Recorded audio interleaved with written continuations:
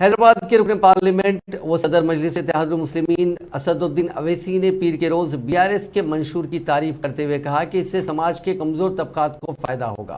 उन्होंने उम्मीद जाहिर की कि बीआरएस रियासत में मुसलसल तीसरी बार इख्तिदार में आएगी।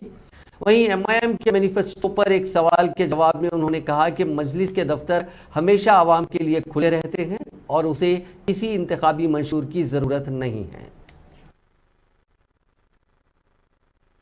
जो मेरे घर में भी इंतजार है।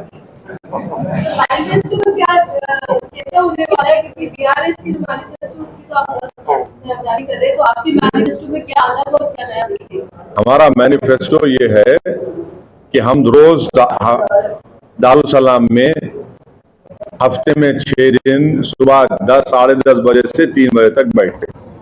हमारा मैनिफेस्टो में हम काम कर रहे हमारे एरिया में, हमारे पूरे पार्टी के मेंबर्स, हमें हमारा our work is our identity, that is our manifesto.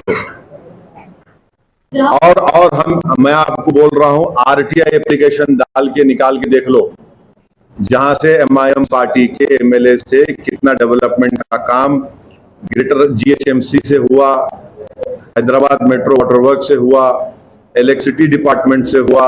आप निकाल के देख लो कितने शादी मुबारक के चेक्स सबसे ज्यादा अगर बांटे गए तो हमारे एमएलए ने हमारे कॉन्स्टिट्यूंसीज में हुआ।